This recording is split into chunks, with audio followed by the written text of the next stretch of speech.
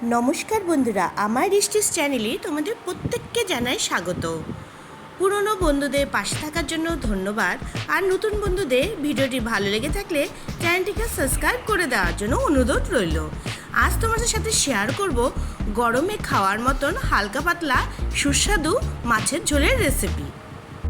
এই রান্নার জন্য আমি এখানে ডাঁটা শাক নিয়ে নিয়েছি। এবার আমি ডাঁটাগুলো ভালো মতন ধুয়ে এইভাবে পরিষ্কার করে কেটে নিয়েছি। নিয়েছি এখানে কিছু মাছের টুকরো আর নিয়েছি দুটো আলু এখানে একটু বেশি করে নিয়েছি আর নিয়েছি চেরা কাঁচা লঙ্কা 4 থেকে 5টি। প্রথমে মাছের টুকরোতে আমি দিয়ে দিলাম নুন আর দিলাম হলুদ। এবার হলুদ নুন দিয়ে মাছের টুকরো ভালো মতন আমি মেখে নিচ্ছি।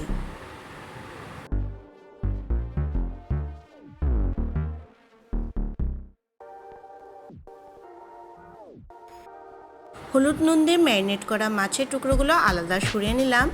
এই সময় গ্যাস অন করে কড়াই বসিয়ে কড়াইতে আমি 3 চামচ পরিমাণে সরষের তেল নিয়ে নিলাম।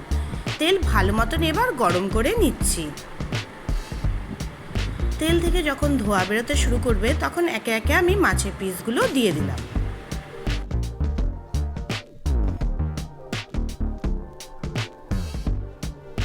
গ্যাসের ফ্লেম বাড়িয়ে নিয়ে মাছের পিসগুলো উল্টে পাল্টে ভালো মতন ভেজে নিচ্ছি।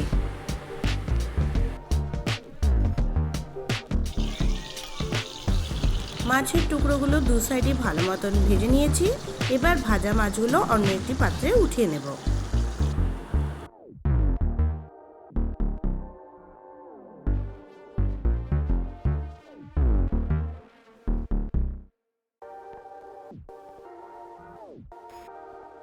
এবার ওই তেলের মধ্যে দিয়ে দিলাম হাফ চামচ পরিমাণে কালো জিরে আর একটা চেরা কাঁচা লঙ্কা। 1 মিনিট আমি ভেজে নিচ্ছি। এবার এর মধ্যে আলুর টুকরোগুলো আমি দিয়ে দিলাম। আলুর টুকরো দেওয়ার পর 2 মিনিট আমি নেড়ে চেড়ে নিচ্ছি। গ্যাসের ফ্লেম কিন্তু বাড়ানোই রয়েছে।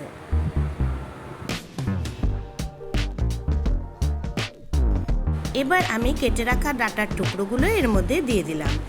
এবার কিছু গুঁড়ো মশলা এর মধ্যে দিলাম হাফ চামচ পরিমাণে হলুদ গুঁড়ো, স্বাদ অনুযায়ী নুন আর দিয়ে দিলাম জিরে গুঁড়ো 1 চামচ পরিমাণ। সব মশলা উপকরণ ভালো মতন মিশিয়ে নিচ্ছি।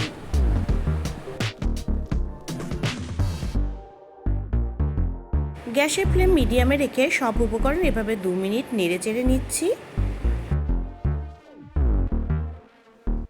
বন্ধুরা এবার এর মধ্যে দিয়ে দিলাম 1.5 কাপ পরিমাণে জল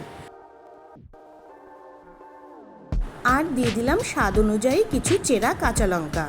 সব কিছু হালকা একটু নেড়ে চেড়ে নিচ্ছি। ঝোল ফুটতে শুরু হয়েছে। এবার আমি এটা ঢেকে 3 থেকে 4 মিনিটের জন্য রান্না হতে দিচ্ছি। গ্যাসের ফ্লেম একদম কমিয়ে নিয়েছি। 3 থেকে 4 মিনিট পর আমি কভার সরিয়ে নিলাম। এবার এর মধ্যে আমি ভেজে রাখা মাছের টুকরোগুলো একে একে দিয়ে দিচ্ছি।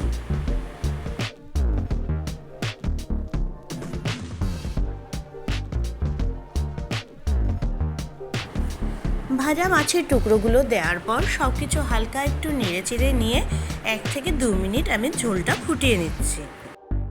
গ্যাসের ফ্লেম অফ করে দিলাম। আমার হালকা পাতলা মাছের ঝোল কিন্তু তৈরি। ভীষণ সুস্বাদু এই মাছের ঝোল গরমকালে দুপুরে ভাতের সাথে খেতে লাগে অসাধারণ। তোমরা বন্ধুরা বাড়িতে অবশ্যই মাছের ঝোলটি একবার ট্রাই করে আমাকে কমেন্টে অবশ্যই জানিও কেমন লাগলো তোমাদের এই রেসিপিটি। ভালো লেগে থাকলে অবশ্যই লাইক করে দেবে, ফ্রেন্ডস ফ্যামিলির মাঝখানে শেয়ার করে দেবে আর নতুন বন্ধুরা আমার চ্যানেলটিকে অবশ্যই সাবস্ক্রাইব করে দেবে। পাশে বেল আইকনটিকে ক্লিক করে দেবে নিত্য নতুন রান্নার রেসিপি সবার আগে পাওয়ার জন্য।